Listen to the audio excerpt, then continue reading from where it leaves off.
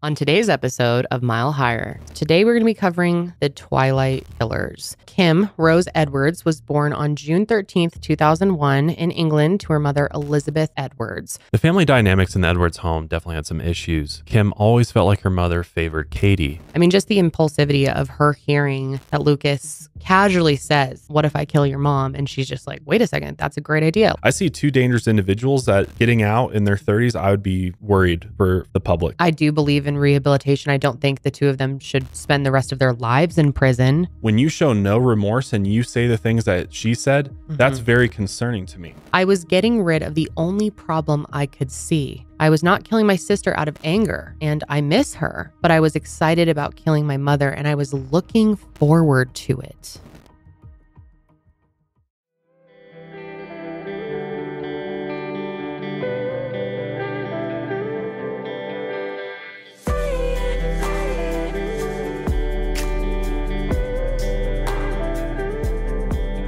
Hey, what's up, everybody? Welcome back to Mile Higher Podcast, episode 268.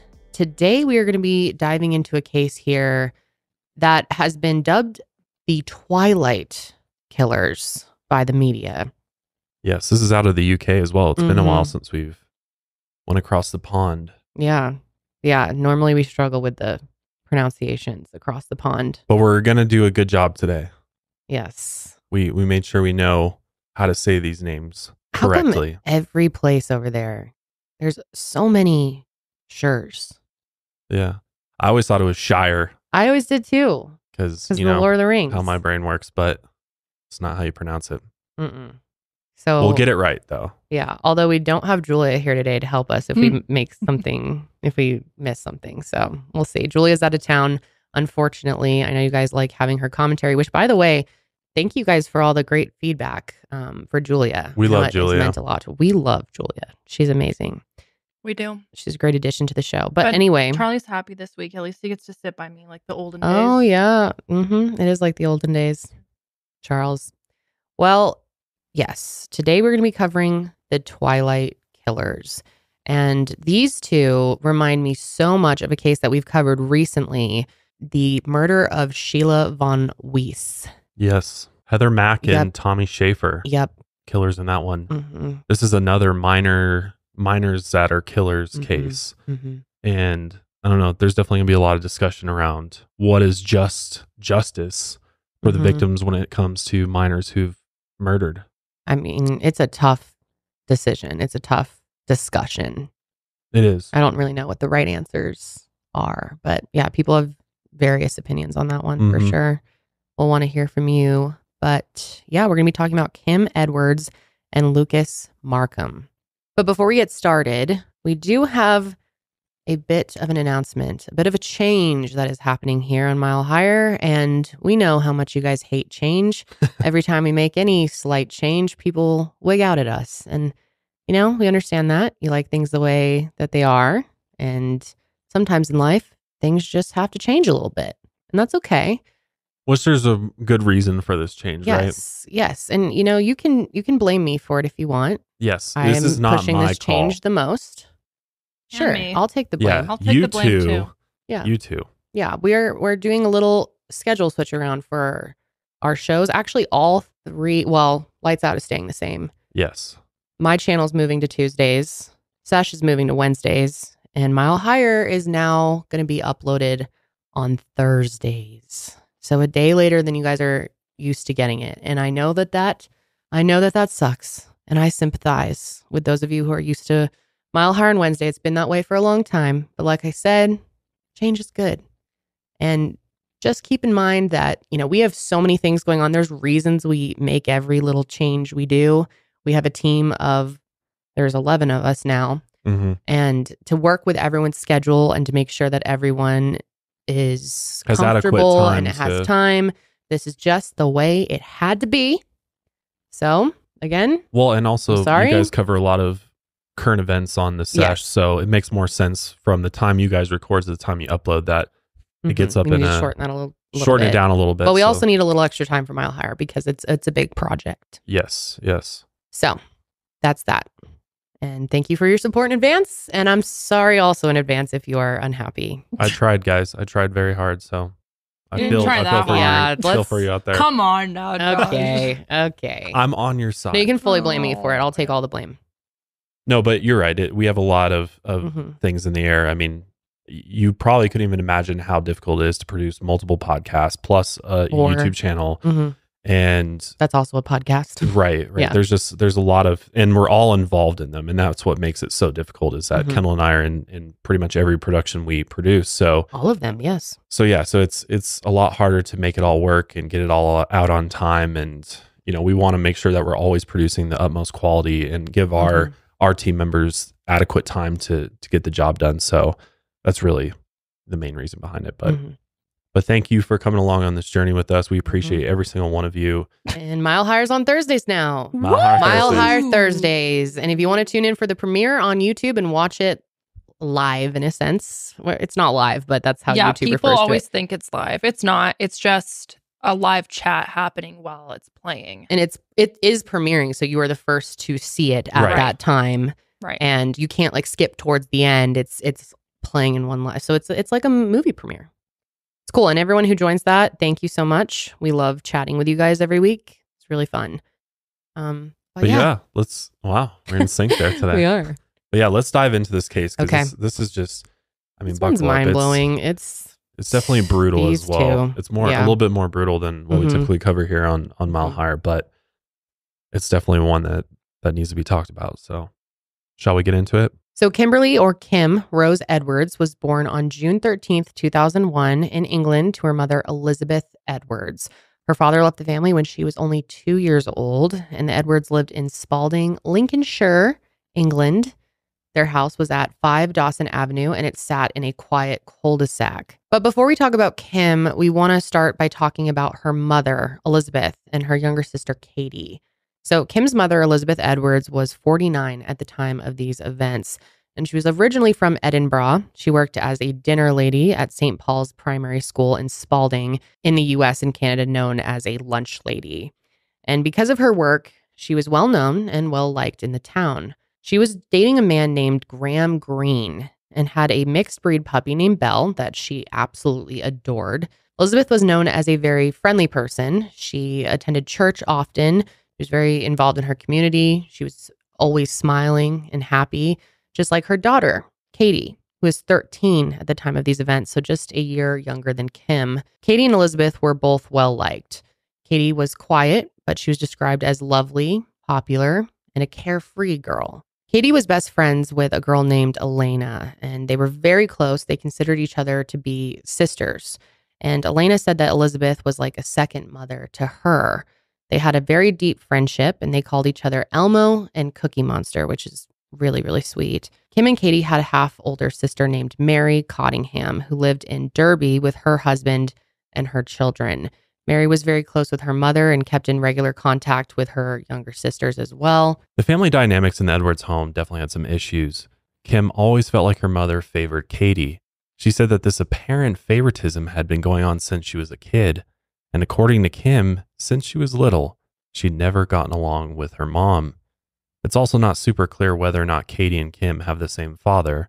We do know that Katie's father is named Peter Edwards, and we don't know what the extent of Katie's relationship was with him. A lot of the issues Kim had with her mom stemmed from January of 2006. One day, Kim and Elizabeth got into a fight over the TV, and Elizabeth ended up punching Kim in the face. At the time, Kim was 6 years old. Elizabeth ended up turning herself into social services after the incident, and as a result, the state placed Kim and Katie in foster care for several months. Eventually, they were returned to Elizabeth's care, and social services closed their file on the family. But Elizabeth felt like Kim never fully, truly forgave her for the incident, and this led to a long history of resentment and issues between the two of them. Kim grew up to be a troubled girl. She frequently ended up at the behavioral unit of her high school, Sir John Gleed School. In September of 2013, these issues came back, and this led to a 3-year period of significant problems. At this time, Elizabeth told Kim's teachers that she was planning on running away from home. But whatever had happened, by March of 2014, Elizabeth told Kim's teachers that their relationship had improved, but unfortunately this didn't last long, and eventually things went south again in the household. 8 months later, Kim contacted support workers and claimed that her mother had tried to strangle her. Both Elizabeth and Katie, Kim's sister, denied that this ever took place. Later in January of 2015, Elizabeth contacted her general practitioner and asked to have family counseling set up. Within a few weeks, Elizabeth had set up an emergency psychiatric appointment for Kim, as she had found a suicide note in her room. Their half-sister Mary said that life in the family home after that was peaceful, from everything she heard. Both girls were doing well in school and were happy, but all that changed again in May of 2015 when Kim got a new boyfriend, another 14-year-old boy named Lucas Markham. Kim and Lucas met at school in 2013, and Kim was walking into a classroom just as Lucas was throwing a chair across the room. For whatever reason, that was attractive to Kim, but they didn't begin a relationship until May 2015. Both were 14-year-olds who bonded over having suicidal thoughts, and if it wasn't already clear from the chair throwing, Lucas had some behavioral issues as well. He was aggressive, and he had to be isolated from other students because he kept on attacking them. Now, the two of them quickly formed a very intense and toxic relationship. Kim said that she felt happy for once with Lucas and that she'd never felt so close with someone before. She said that they shared, quote, the same attitude to life. Now, Lucas had a very troubled background, a very sad story, honestly. His dad drank heavily, and there was a lot of domestic violence that took place in his house when he was young, and that led to him and his brother being sent to foster care. So the two of them, bonded over that. They were eventually taken in by their aunt, and shortly after this, his mother sadly died of leukemia. But Elizabeth did not like the fact that Kim was seeing Lucas at all. She described them as a ticking time bomb waiting to go off. The relationship between Lucas and Kim reminded Elizabeth of her relationship with Kim's father. And that's because Elizabeth's ex-husband was addicted to drugs and abusive towards her. So Elizabeth had to spend some time in women's shelters. Mary agreed that the pair seemed to be a ticking time bomb. Right away, Mary knew that there was something about Lucas that she just didn't like. He seemed like trouble. And Mary tried warning Kim to be careful and shared her concerns about Lucas, but Kim just ignored her. Elizabeth called up Mary a lot to talk about Kim and Lucas. She said that ever since Kim started seeing him, she became more and more withdrawn from her friends and family. It was pretty clear to everyone that Elizabeth did not approve of this relationship at all. But despite Elizabeth having these concerns about Kim, in August of 2015, Youth Mental Health Services noted that the relationship between she and Elizabeth had improved. However, they did note that Kim was feeling like she was the odd one out in the house, that she was feeling left out, and that she was jealous of her sister's relationship with her mother. Again, the progress that they made seemed to quickly regress, and Elizabeth tried to forbid Kim from seeing Lucas. But as you can imagine, that completely enraged her. She claimed that around this time, her life became, quote, like a living, walking hell. Kim continued to see Lucas anyway, and the two would secretly meet in the Edwards' back garden. In October of 2015, Kim ended up running away with Lucas. Missing persons reports were issued for both of them, and the local media sent out alerts to be on the lookout. The two were missing for 6 days before they were found by police. They had been discovered sleeping rough in the woods north of Spalding, which, if you're not familiar with the sleeping rough expression, it's British and it means just sleeping out in the open with no protection from the elements. After Lucas came back to school, the other students teased him. He became a lot more withdrawn and less noisy and disruptive. He really just turned into a loner who only hung out with Kim. He was never really a popular student to begin with. One classmate said that he was one of the most hated kids in school for how aggressive and weird he was. His classmates say that he would do anything Kim asked. That, and he hated Elizabeth. He talked about killing her before she banned Kim from seeing him. But after that, he talked about it a whole lot more. His classmates thought that he was all talk, though. Eventually, Lucas ended up getting expelled from school. Kim's estranged father also tried contacting her around this time, so there were two big stressors in her life at this point. In March of 2016, Kim attempted suicide by taking an overdose of painkillers, and she had to be rushed to the hospital. Luckily, Kim survived, and after this incident, Elizabeth set up counseling for the whole family, but the situation only got worse. On April 6th, Kim and her mom got into a big fight. According to Kim, Elizabeth told her that she was going to turn out like her father. Kim decided to go to Lucas's house that night, and the two barricaded themselves in Lucas's room for the entire night. When Kim returned home to get a birth control pill, she found that her mother had bagged up some of her things. That, and she'd given some of Kim's things to Katie. This was basically the final straw in Kim's mind. She felt like she did not belong in the family anymore, and she didn't want to live if it had to be living with her mother. Kim wanted a way out of her situation completely. She felt that there was only one thing left to do, and that's when she and Lucas created the diabolical plan to kill not just her mother, Elizabeth, but also her sister, Katie, too. The plot was set up just days after Kim's latest fight with Elizabeth. And one day in the Edwards' back garden, Lucas joked to Kim that he wished he could kill her mom. But Kim didn't take it as a joke. She told Lucas that she wanted him to actually do it. And from there, they began their intense planning on April 9th over a hearty meal at McDonald's. So obviously that's a pretty wild thing to picture. Two teenagers plotting two murders over a McDonald's meal.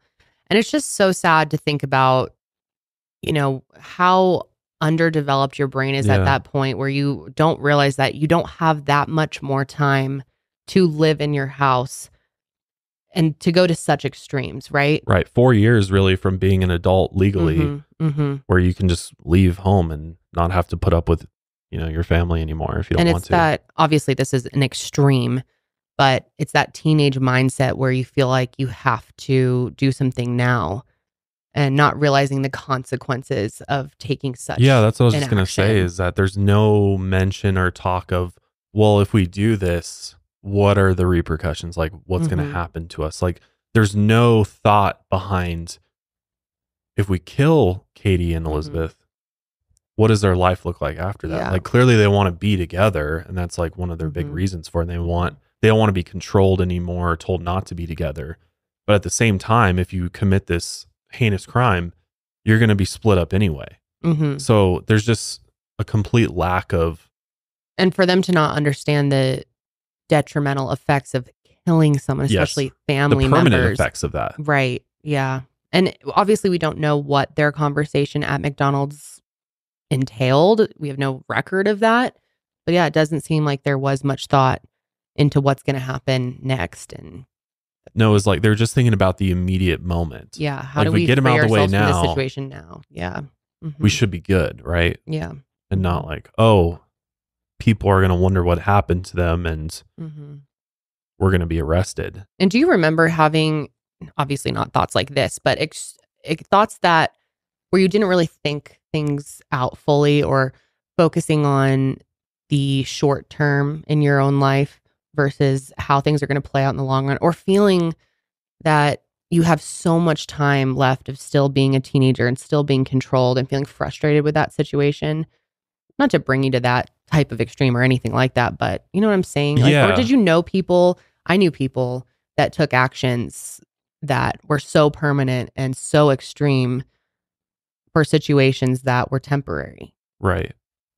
I think one of the hardest things about being a teenager is like your concept of time is, and just being a kid, your concept of time is completely different from what it actually is in reality. And as an adult, time seems to move very quickly, but as a kid, it moves so slow. Yeah. So when you think about 4 years as a kid, I mean, that's like all of high school or whatever it may be. And so it seems like this long period of time when in the grand scheme of things is very, very short. And so I think because you just lack experience in life as well, as like you just aren't able to really comprehend how little time there is, until you're really out of the house and on your own. But yeah, no, I know personally for me, there's definitely moments when I was in my teenage years where I contemplated doing pretty serious stuff. Like I thought about, and this is probably not really related to this case, but I thought about getting a throat tattoo and almost really like got this, like I really wanted a dragon under my chin. But then I thought about it more, and luckily you were there. I mean, you were there when I was 18. I don't remember that one. Well, I never brought it up with you because I knew you would freak, but obviously this is very different, but we're trying to illustrate the impulsivity. It's a permanent thing. I mean, a tattoo is a permanent thing for the most part. So you don't really think about, you're really in this headspace of, it's kind of nice because as an adult, you're like, oh, we're always thinking about the future. But as a kid and a teenager, you're thinking about the present moment and how you're going to feel right now. If I do this, I'm going to feel better about myself right now. not thinking about how's that going to impact me as an adult? Are people going to look at me differently? Is it going to affect my ability to get a job? Things like that. Obviously issues with parents and things like that. There were times where I could have escalated things to the next level. And luckily I was smart enough and level-headed enough where I was able to be like, Josh, that's not a good idea. Don't do that, because ultimately that's going to affect you down the road. And so that stopped me from doing it. But I definitely see how things can get to this point. Just like your brain at that point is so, it's really lacking in that whole understanding and awareness of the actions that you take. And that's why these cases are so interesting and so different than other cases, than when, you know, two people are over the age of 18. Well, I think you have to look at it differently when talking about children, especially 14, 15-year-olds and somebody who's 20, 21 even. I think there's a difference in maturity and a difference in your life experience at that point that comes into play, because at that point you should have been through enough life that you've experienced some of the repercussions in the adult world that you know this is not a good idea. People still do it, but I think your understanding is a little bit better at that point. I mean, just the impulsivity of her hearing that Lucas casually says, "What if I kill your mom?" And she's just like, "Wait a second, that's a great idea. Let's go to McDonald's and hatch out this plan right now." You know, it's hard to even wrap your mind around. It's so simple in their minds.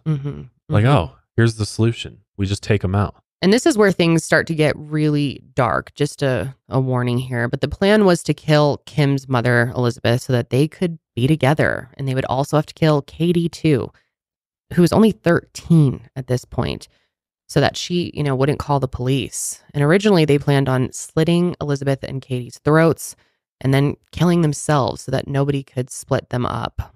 And Kim later told a psychiatrist, quote, "I was getting rid of the only problem I could see. I thought it would have been better for my sister to die too. I was not killing my sister out of anger, and I miss her. But I was excited about killing my mother, and I was looking forward to it." It's hard to even put yourself in that mindset, you know? Kim and Lucas plotted to kill her family one night while they were sleeping. In the middle of the night, she would let Lucas through a window, and he would bring along knives and commit the murders. They specifically planned to slit their throats to prevent them from screaming. They also consulted one of their schoolmates, a boy named Adam, as they planned these murders. Adam's father was actually murdered when he was a kid. And he had no idea that Kim and Lucas were so interested in hearing about it because they were planning a murder of their own. Adam had heard Kim mention that she wished her mother dead before, but he, you know, hadn't thought much of it. Adam's father was killed by a group of kids who were trying to break into their backyard. Lucas and Kim were particularly interested in the verdict. One of the teens who killed Adam's dad pleaded guilty, but the other 5 were acquitted. Again, Lucas had been expelled from school, and that meant they couldn't plot the murders on school grounds, but the plans were still very much in motion. They tried to carry out this plan twice before, on April 11th and April 12th, but both nights the plan failed because Kim fell asleep and didn't let Lucas in the house. And during this week, the Edwards neighbors said that they heard arguments and the sounds of glass smashing. There's nothing more stressful than the holiday rush to mail and ship your packages, whether it's for you personally or for your business. Because as we know, those lines at the post office and really anywhere you ship packages just get super long, and it's just such a waste of time. Well, Stamps.com has been helping businesses like mine and yours save time and money for 25 years, and it can help you get ready for the holiday ramp up. You know, with all the orders coming in for the holiday sales, it's very easy to get backed up on your shipping. Let Stamps.com help you out by saving you time and tons of money, because all you need is Stamps.com's premium rates for all of your postage needs. What I love about Stamps.com is it's your own personal post office. You don't have to go anywhere. You can do everything you need to do right from the comfort of your home office, your business, or anywhere really that you have a computer and a printer. They'll even send you a free scale so you'll have everything you need to get started. So let Stamps.com help you save money this holiday season. Plus, they automatically tell you the cheapest and fastest shipping options. For 25 years, Stamps.com has been indispensable for over 1 million businesses, including mine. Get access to the USPS and UPS services you need right from your computer anytime, day or night. No lines, no traffic, no waiting. Get all of your packages sent out for cheaper right now. Get your business ready for the holiday rush and get started with Stamps.com today. Sign up with promo code MileHigher for a special offer that includes a 4-week trial plus free postage and a free digital scale. There's no long-term commitments or contracts to try it out. Just go to Stamps.com, click the microphone at the top of the page, and enter code MileHigher, all one word. The pair would attempt to go through with their plan a third time on the night of April 13, 2016. This time, Kim stayed awake and she would be able to let Lucas in. Lucas walked the 30 minutes it took to get from his place to Kim's under complete darkness, carrying a bag containing 4 kitchen knives. Once he reached the house, he climbed up to the upstairs bathroom window and knocked 3 times. This was the signal the couple arranged in advance. Kim let Lucas in and he quietly climbed into the house. He asked if she was sure she wanted to go through with this, and Kim told him that she was. The original plan was for Kim to kill Katie while Lucas killed Elizabeth.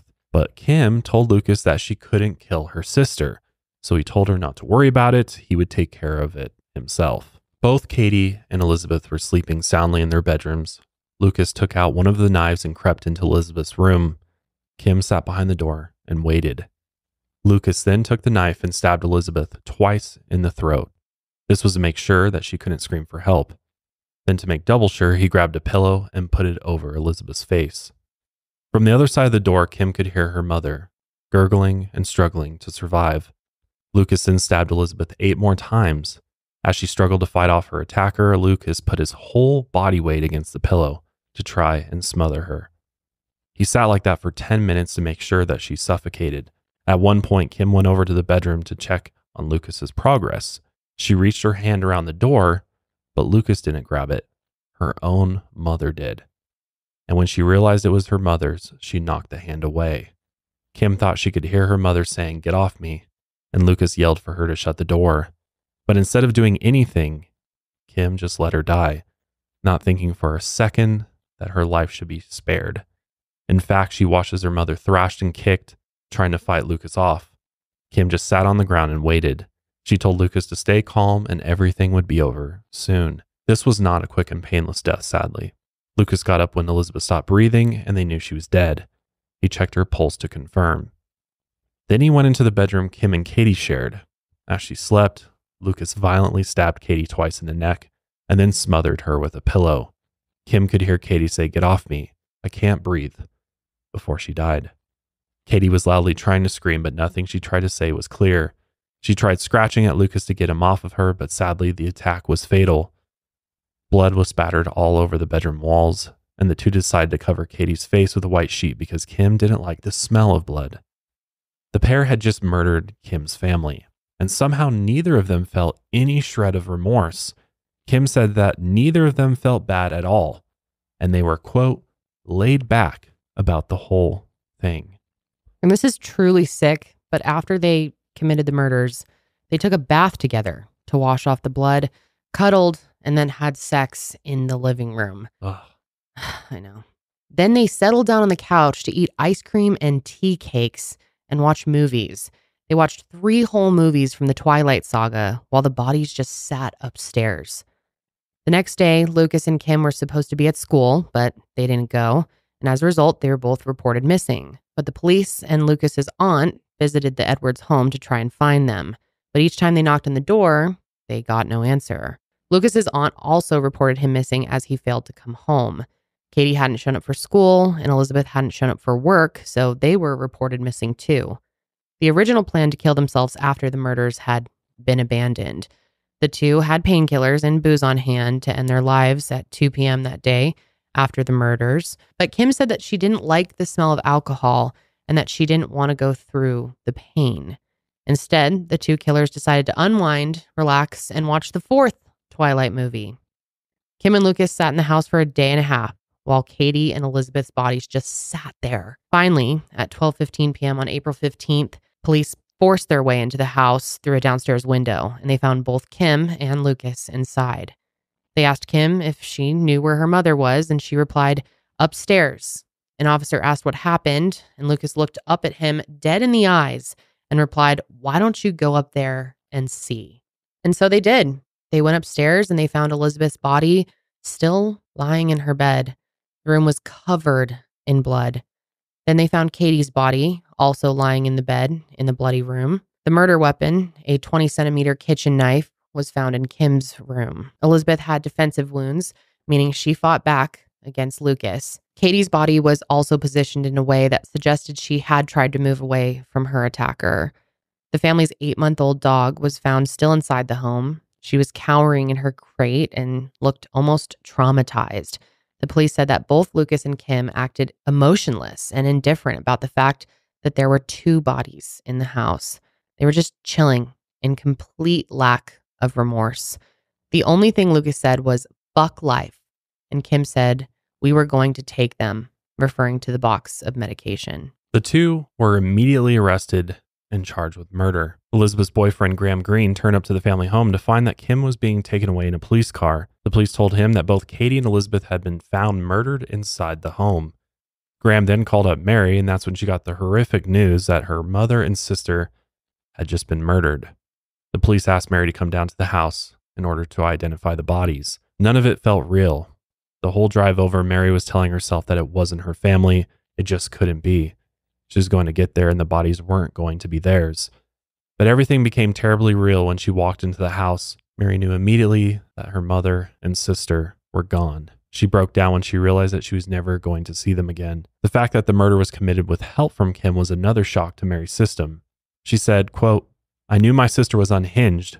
I just didn't think she was that unhinged." As you can imagine, the community was completely shocked by the news. Nobody could understand why anyone would want to hurt Elizabeth and an innocent 13-year-old girl. And at first, the public didn't know who was behind the murders. Initial reports stated that the suspects were 2 teenage boys. The police reached out to the public and asked that anyone who'd seen something suspicious on Dawson Avenue come forward. The community was obviously panicked at the threat of more violence, but police assured them that this was an isolated and extremely rare event. Due to UK laws and because of their ages, their names were not released to the media until a judge approved it in 2017. However, Mary indicated on social media that Kim and her boyfriend were responsible for the killings on April 17th, and people were pretty quick to put the pieces together. After Kim and Lucas were hauled off to the police station, they were then separated and interrogated. They were also interviewed by police psychiatrists. And what they said on these tapes is truly shocking and disturbing. Lucas admitted to killing Katie and Elizabeth. He and Kim both described the murders in detail with an unsettling lack of emotion. Even the seasoned detective listening in on the interviews were completely stunned by what they were hearing. And we actually have some snippets of what they said. "I went into her mum's room, stabbed her in the neck while she was asleep on her side, and smothered her face with a pillow. And after I knew she was gone, I went into Katie's room." I thought I heard her say "get off me," but I'm not entirely sure. Then after about 10 minutes of Lucas putting his weight on her, she was dead. He was on top of her, with a pillow over her head. Just even though her voice, but was. Why? What was the reason for killing Katie? Because she had called the police. Okay. That the only reason? Pretty much. Pretty much. Yeah, insane to hear them so nonchalantly talking about this. I mean, it just speaks to their mental state that they're completely detached from this whole thing. Mm-hmm. It's interesting how they're both so like quiet with the way that they speak too. Yeah, the police psychiatrist, Dr. Joseph, actually described them, at least Kim, as cheerful and inappropriately upbeat for the entire 2.5-hour interview. It almost seemed like she was enjoying all the attention that she was getting from it. She even suggested that in the future she would like to write a book about her life. This is how Kim described planning the murder. Where did you think I'd kill your family, to do it via a knife, to stab them in the throat, to have a bath afterwards, to commit suicide afterwards? Where's all this come from? Where's all this? Have you seen something like it? Have you read something like it? Really, I just general training. Because the voice box needs having you throw the bath because of the dog. So she wants someone burning with us, so like someone. Yeah, and committing suicide after. It's just most people who do commit murders trying to commit suicide themselves. So there was nothing that you'd seen, you'd read, or anything that gave you this sort of notion. Nobody had discussed it with you. All your own doing, just you and Lucas. And Kim truly showed no remorse for her actions. She told the police that she was happy and relieved that Lucas had killed her mother and her sister. This was her explanation as to why and what she thought when the murders were over. I was okay with just the fact that it happened so quickly, but like gave me peace of mind because, like, it wasn't like torture or anything. And how do you feel about it on reflection? The same way. What, relieved that it's done? Yeah. Feel happy about it? To a point, yes. What's that? Yes, because my mum doesn't have to do with being like, suicidal, and she doesn't have to wake up worrying every morning to see if I'm still alive. And my sister doesn't have to go through the heartbreak just wanting life. What kind of sick justification is that? It's truly wild to me that she describes it as quick and not like torture or anything like that, because it's quite the opposite of that. Yeah. It took a while, actually, and it absolutely was torture. But Lucas gave a very different explanation as to why they decided to kill Katie. And that reason was pretty simply because Katie would call the police once she found out that Elizabeth had been murdered. Kim's motive for killing her mother was a deep hatred and resentment that she had for her. This is what she told the psychiatrist. I wanted to get revenge for the way she treated me. I did it because I did not like Mom at all, and I did not want her to ruin or corrupt anyone else. I did not feel anything for my mother. She deserved it, and I'm glad she's dead. The interview showed that she was more concerned about Lucas than she was about her own family. Here's another clip where Kim takes detectives through the murders. I went into the room to see what was going on because I heard like noises and stuff. So I was human. So pretty shocking to hear how she's much more concerned about Lucas than her own family.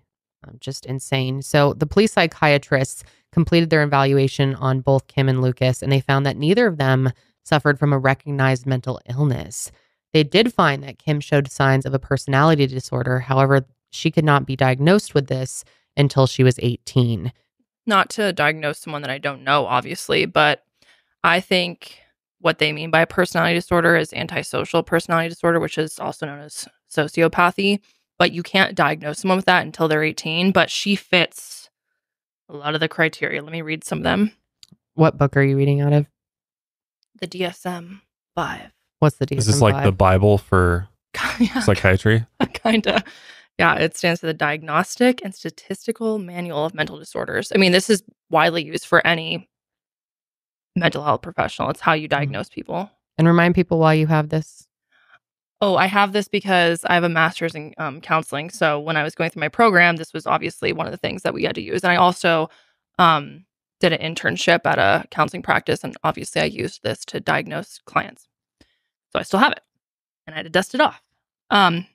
Anyways, though, so some of the diagnostic features says the essential feature of antisocial personality disorder is a pervasive pattern of disregard for and violation of the rights of others that begins in childhood or early adolescence and continues into adulthood.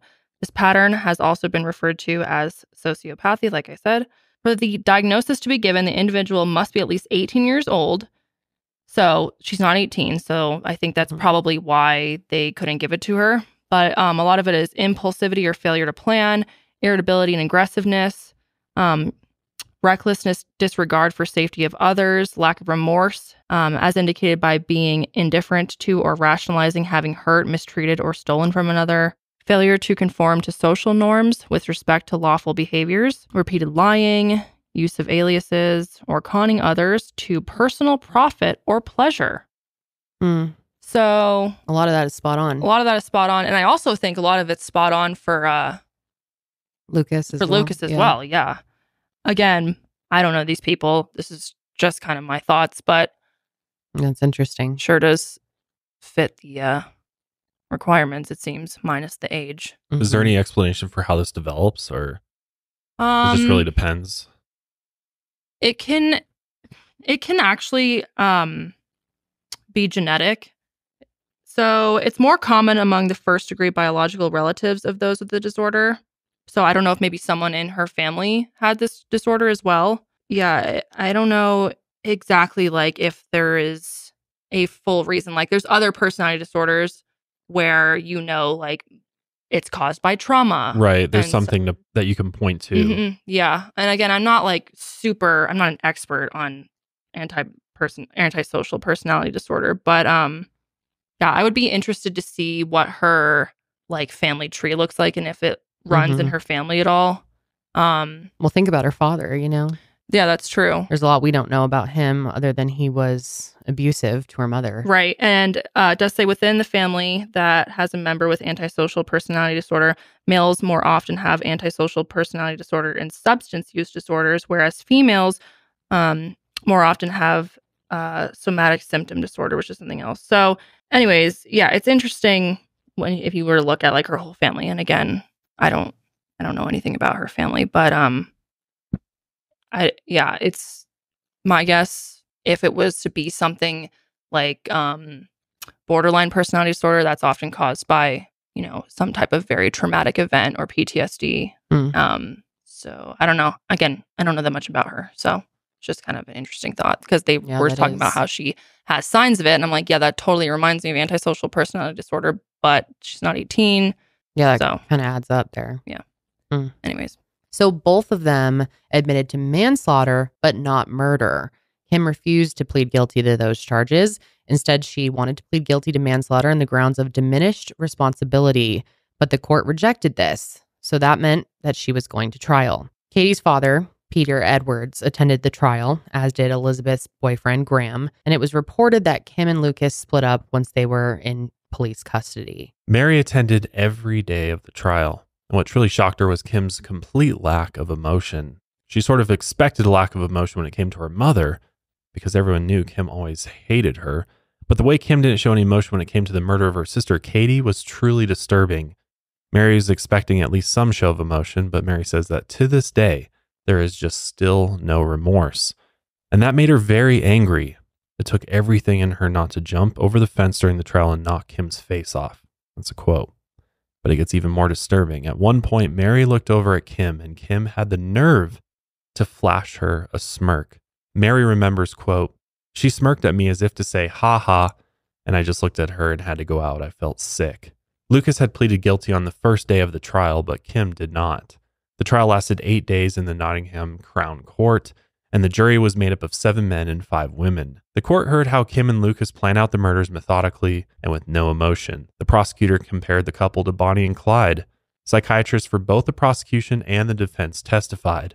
The defense's psychiatrist claimed that Kim had diminished responsibility for the murders because she was suffering from an adjustment disorder at the time.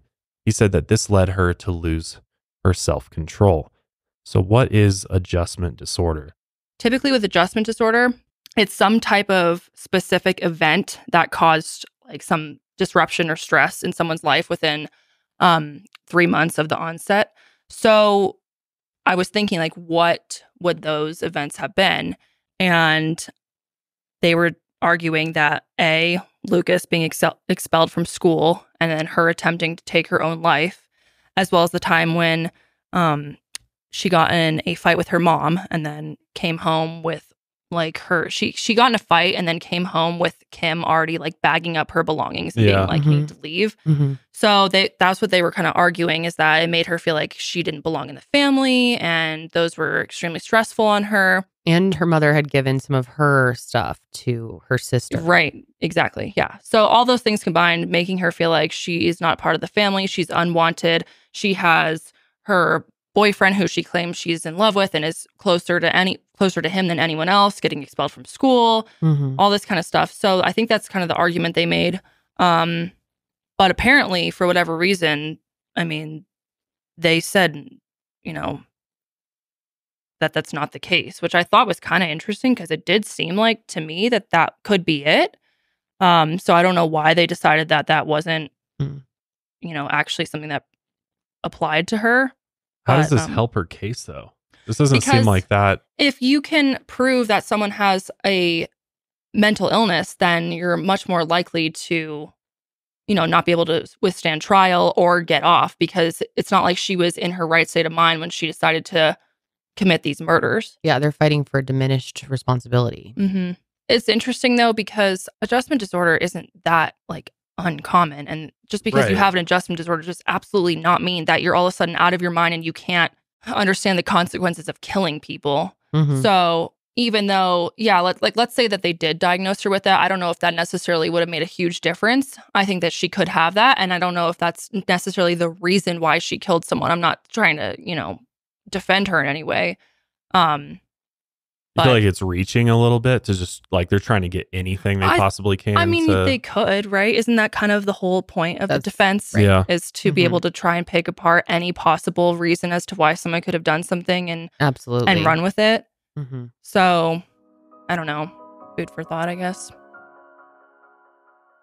As many of you may know, we have a lot of pets at home, 10 to be exact. And with 10 pets, there's a lot of mess, a lot of stink, and the cats, we have 3 of them. You can only imagine how much stink they produce. But that all ended when I started using Pretty Litter. Nothing beats Pretty Litter's ability to instantly trap odor. It's ultra absorbent, it's lightweight, low dust, which is great for my asthma, and 1 6-pound bag works for up to a month without clumping. That means no more wasting litter. And what really gives me peace of mind about Pretty Litter and makes it truly unique is that its crystals change color to indicate early signs of potential illnesses in my kitties, like urinary tract infections, kidney issues, and more. Because cats are pretty good at, you know, hiding how they feel. They usually just go and hide. So sometimes it's hard to know if something's up with their health. Well, this is a visible indicator that you get with Pretty Litter. And if that isn't enough reason to buy Pretty Litter, it ships free right to my door. I never have to run out and lug around those big tubs. I don't have all of these huge bags and boxes taking up space in my house. Plus, it eliminates those trips to the store to buy them. They just show up right at my door, ready to go. Not only have I noticed that the stink has pretty much gone away, but I'm using far less litter than I did before, which ultimately saves me money. Plus, I'm able to keep an eye on my cat's health. Pretty Litter is by far the best litter I've ever used. You'll love it too. Go to prettylitter.com/milehigher and use code milehigher to save 20% on your first order. That's prettylitter.com/milehigher. Code milehigher to save 20% on your first order. prettylitter.com/milehigher. Use code milehigher. Terms and conditions apply. See site for details. The defense also told the court to consider Kim's mental state. They showed one of her diary entries leading up to the killings that said, quote, "Help me. Death is the only way. Madness is in me." But the prosecution said Kim was just as guilty of murder as Lucas. Even though she didn't physically commit the crime, she helped plan it, gave the okay, and not once tried to stop it. I mean, she sat behind the door the whole time. She touched her mother's hand as she was being murdered. That's the most fucked up and thing didn't to think stop about. it. God. Also, killing your sister or having your sister killed so that she wouldn't call 911, that's your reasoning. Yeah. The police said that she was essentially was basically the driver between the two. She was the driving force. As for the adjustment disorder, the prosecution psychiatrist disagreed with the diagnosis, but he said that even if Kim was truly suffering from an attachment disorder, like Janelle said, it wouldn't have impaired her ability to make rational choices and understand the consequences of her actions. He said that someone with an attachment disorder might lash out and have outbursts, but they wouldn't meticulously plan out a murder for a week. On October 10th, Lucas pled guilty to murder. Once the trial concluded, it took the jury just 2.5 hours to reach their verdicts. On October 18, 2016, Kim Edwards was found guilty of the murders of Elizabeth and Katie Edwards by a unanimous verdict. On November 10th, 2016, both Kim Edwards and Lucas Markham were sentenced to life in prison with a minimum of 20 years. They are Britain's youngest ever double murderers and some of the youngest killers in the UK. And as you can imagine, this case sent shockwaves through the UK. It seemed totally incomprehensible that two kids could be capable of such cold, calculated, and horrifically violent acts. And knowing that her sister was behind the killings is something that's very difficult for Mary to live with. I can't even imagine. She said it's horrible. In my head, there will always be unanswered questions. There's always like, why Katie? Why did you need to kill Katie? And I don't think I'll ever find peace. And of course, both Kim and Lucas appealed their sentences and they were successful. Their sentences were reduced to just 17.5 years on June 9th, 2017.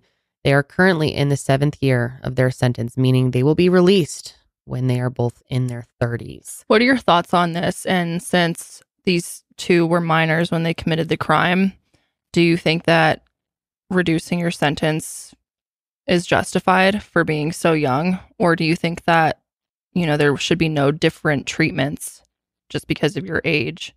I don't, honestly, it's tough to say. It's such a complex issue. I've always struggled with minors who commit such violent crime.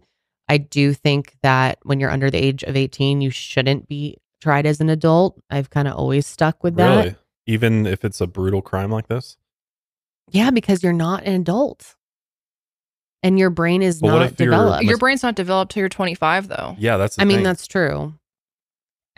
Like I said, it's a very layered issue. I don't know what the right answer is. I do believe in rehabilitation. I don't think the two of them should spend the rest of their lives in prison. But 17 years is, I don't know if that's enough. It's really tough. I don't have super established opinions on this, to be honest. Yeah. It's case by case for you? Kind of. I don't know. Even in this case, what I see here is two cold-blooded killers that have shown zero remorse whatsoever, enjoyed the fact that they did it. I see two dangerous individuals that getting out in their 30s, I would be worried for the public. Do you think they'd be capable of killing again? Or Yes. you think that this was just a one-time like crime of passion and she hated her family, but isn't necessarily prone to like committing other murders? Yes, 100%. I don't think you can say with any certainty that they wouldn't commit other violent acts. I mean, we don't know where their mind frame is. They could be like, "Oh, this is a good deal for us. We're going to get out in our 30s, and you know, No, what's that's a their good point. okay?" And think about this: what's their chances of actually turning their life around as convicted killers in this infamous case? They're going to be known everywhere. Their life is not going to be normal after they get out. And what stops them from getting back together and going and doing more crime? Do you think you know? the murderers can be rehabilitated? No. I think if you murder somebody, it's over.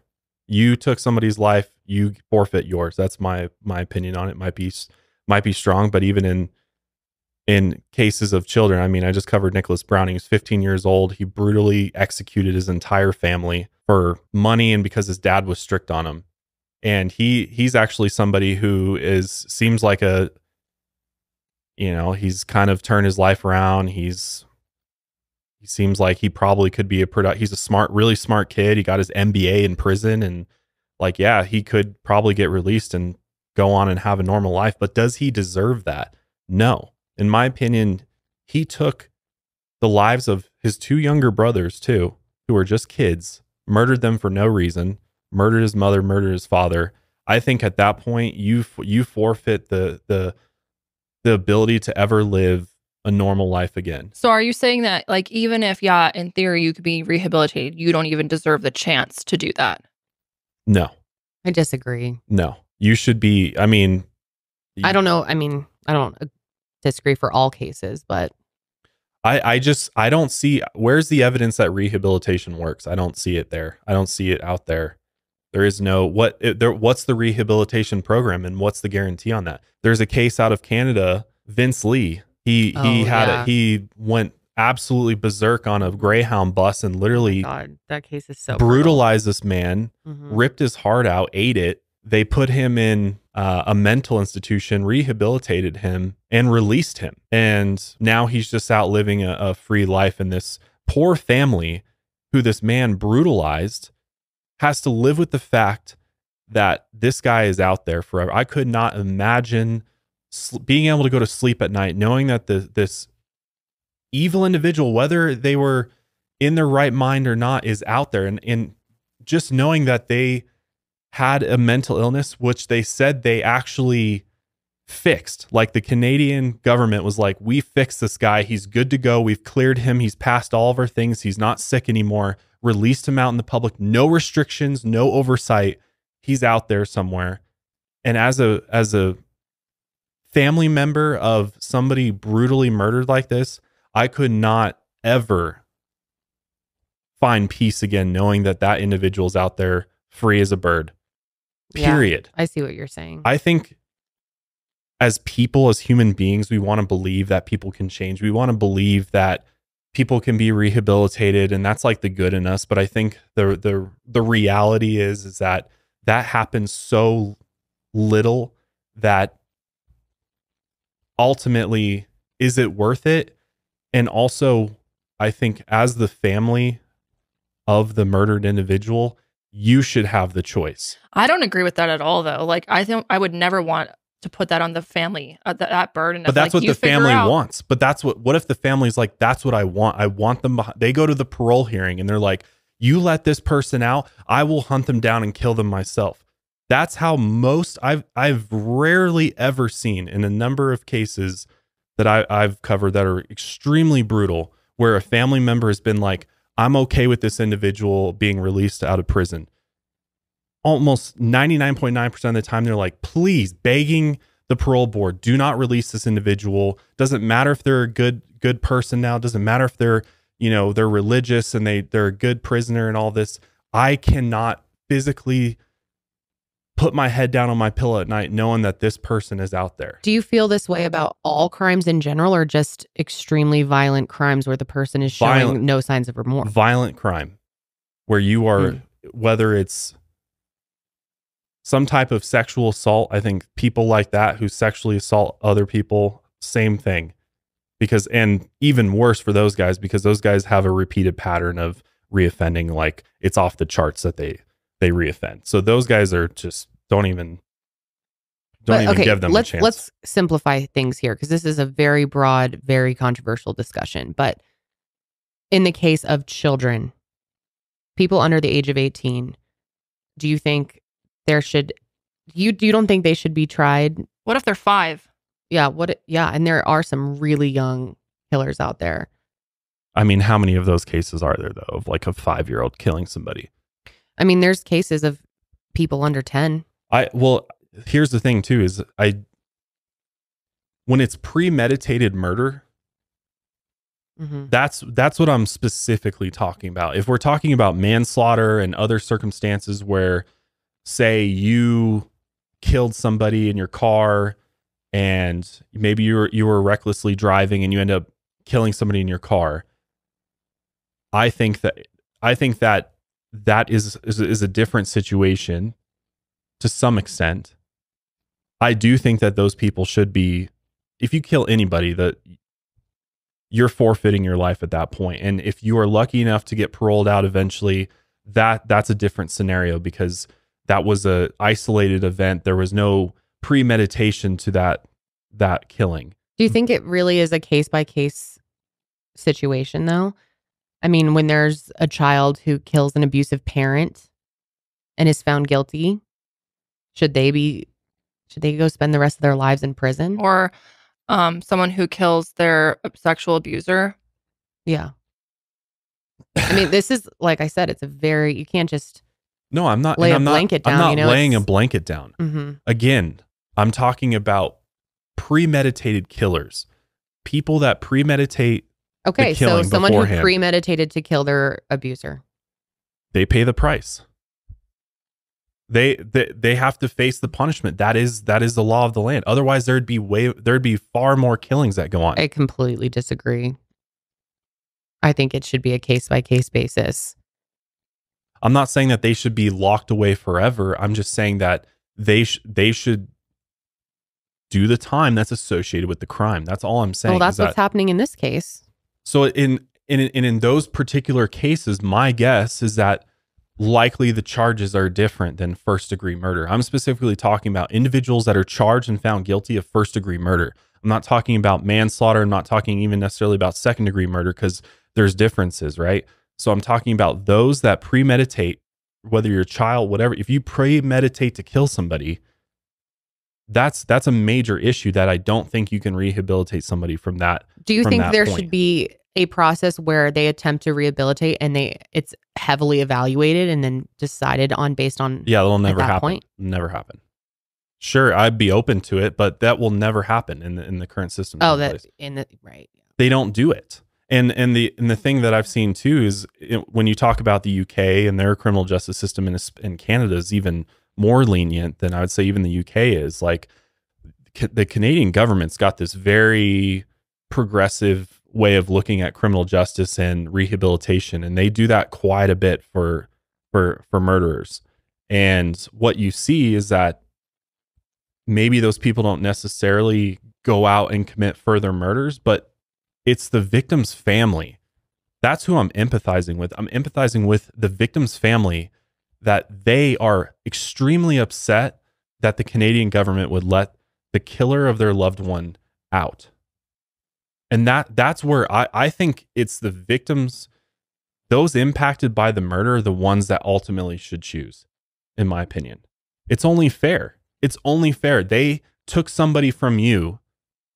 Therefore, you should be responsible for what happens to them. But see, everyone feels so differently. Like I just covered a case, Mackenzie Sharilla. She's 19 years old. She killed her two friends, ran her car into a wall, killed both of them. And one of their fathers was very adamant that he doesn't feel like her life should be ruined, that she should be able to, be rehabbed and come back into society.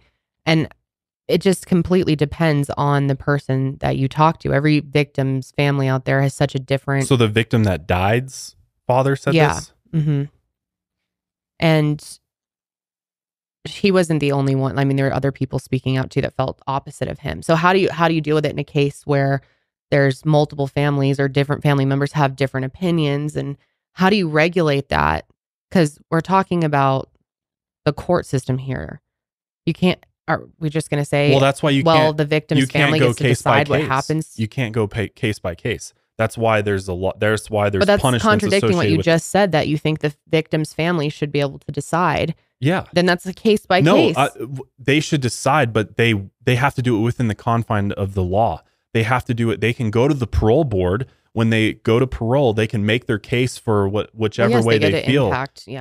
They have a say in it, but ultimately it comes down to the parole board. The parole board decides whether that individual gets out or not. I mean, that's the way the system works. And I think you're gonna run into a lot of issues if you start claiming people are rehabilitated or have been cured of their mental illnesses and release them back into society. And we already release a lot of criminals that are not necessarily violent killers that reoffend. I mean, if you look at the rate at which people reoffend, it's extremely high. But there is also many people that have been rehabilitated and right. leave prison a much better person, have learned from their mistakes, and you don't think there should be that chance at all? And I'm not arguing for these two. I mean, not if you're a convicted killer, not if you're a convicted killer and you committed premeditated homicide. I don't know how I feel. I think it's so complicated that I don't even feel comfortable because having the person a you solid killed doesn't opinion get their on it. life back. Obviously not. So like, that's my thing, is that it's not fair to the victim who had their life cut short that you then get to go live your life. So, for example, Nicholas Browning, he was 15 years old when he committed these murders. He planned these out. He told his friends that he wanted to kill his dad. He ends up sneaking into his dad's house late at night. His dad's sleeping on the couch, shoots his dad, was waiting for his family to come downstairs because he thought they'd hear the gunshot. They don't come downstairs, so he then proceeds upstairs, kills his mother was sleeping, kills his 2 younger brothers sleeping. And then he was 15 years old, and this kid was super mature for his age too. He had the detectives, they knew what was up, but he was adamant that he didn't do it, had no remorse, and yeah, he got 2 life sentences without the chance of parole. And I think that is a fair punishment. So what do you think is a fair punishment for these 2? Life in prison, no parole. Wow. Do you we think will agree on that that today? I don't Kim know. and Lucas should have the same sentence, even though she wasn't the one to actually stab them? Yeah, because I think she's dangerous. She's a dangerous individual. I do think that having remorse is a big thing and should go a long way. When you show no remorse and you say the things that she said, that's very concerning to me. I do agree with you there. And maybe if I'm not being so harsh, maybe she has an opportunity, 20 years, 30 years later, I'm more comfortable later with in like life to potentially parole and be, supervised and something like that. But I think she's a dangerous individual. In fact, she's smiling in court. She's laughing. She reminds me a lot, and I think we'll mention this here in a minute, but she reminds me a lot of Myra Hindley and Ian Brady. And if you know anything about the Moores murders, Ian did all the killings, as far as we know. Myra was there, though. And she's almost as bad as he is, if not just as bad. So, because I don't think you necessarily need to be the one doing the killing to be evil. No. I think that. It's almost more evil to not do anything to stop it and to be right there and to listen to, especially your loved ones, be murdered. That to me is almost more evil than Lucas committing the murders. Yeah, I mean, Graham Greene does not believe that the 2 should be let out. In fact, he said that Kim was the next Myra Hindley. The fact that he said that, yeah, that's very concerning. That's a red flag. That means and based on her tapes, if you go listen to Myra Hindley's tapes, huge similarities there. It's honestly chilling. Yeah, he believes that if Kim is let out, that she will kill again. Mary, her sister, is also very angry about the sentences being reduced. She already thought that the original sentence was too light to begin with. So yeah, I mean, I definitely take her into account. And again, I don't think that sentence is long enough. I just don't think that life in prison is necessarily the answer, that you just lock someone up forever, especially when they are minors when committing the crime. I think it's a very, very complicated well, how would you issue feel, that needs to be looked at on a case-by-case basis. How would you 2 feel if one of your family members was murdered by somebody? They served time. Maybe they did 20 years. It was a brutal crime. They're released. There's no restrictions on their release.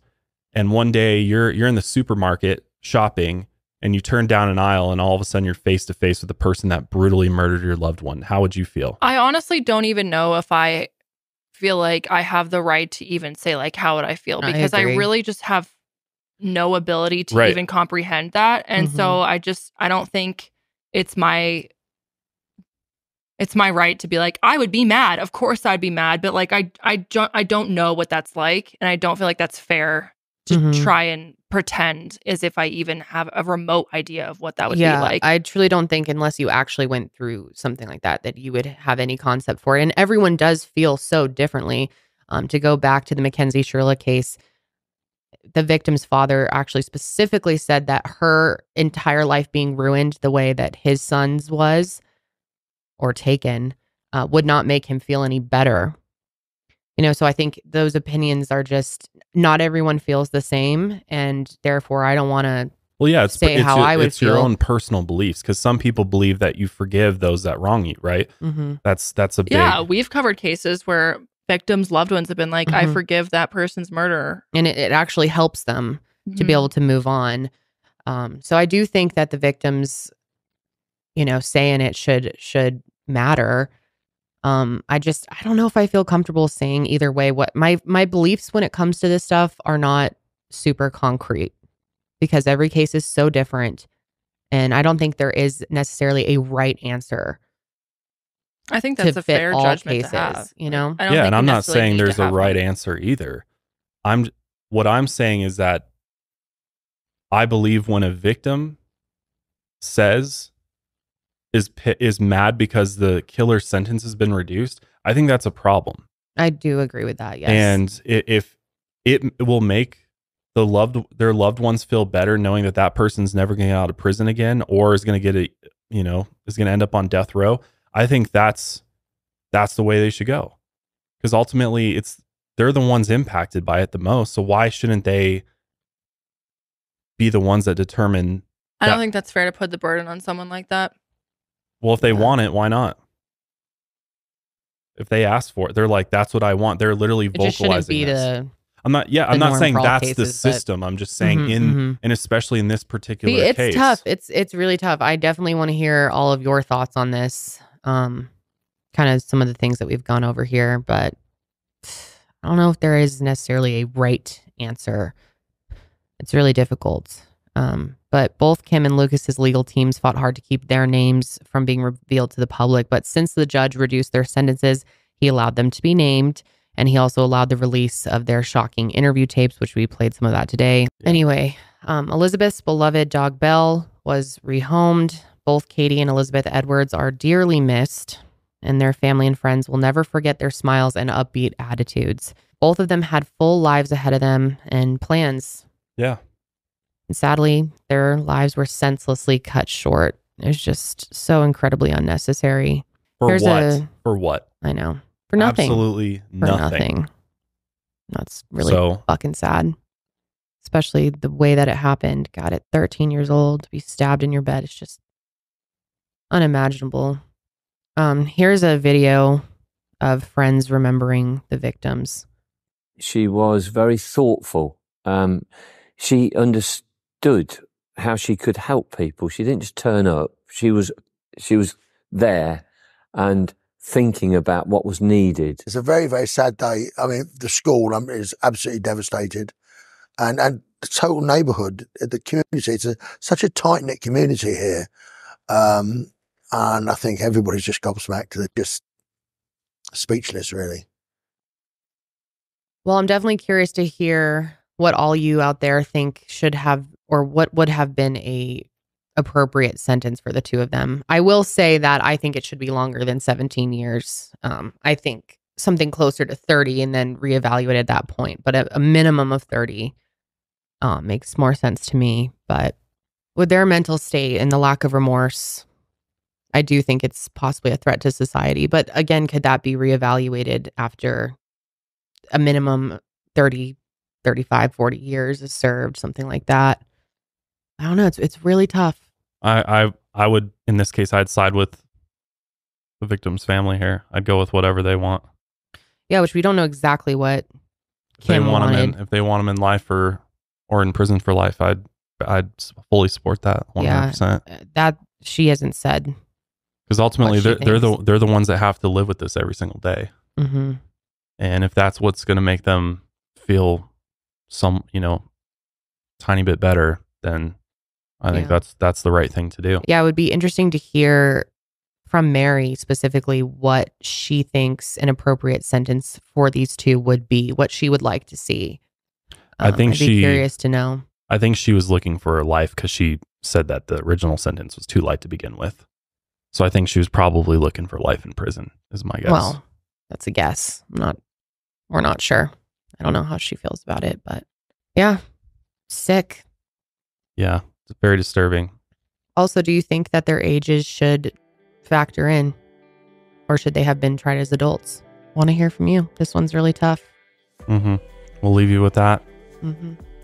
We'll see you guys next week. But until then, keep on taking your mind a mile higher.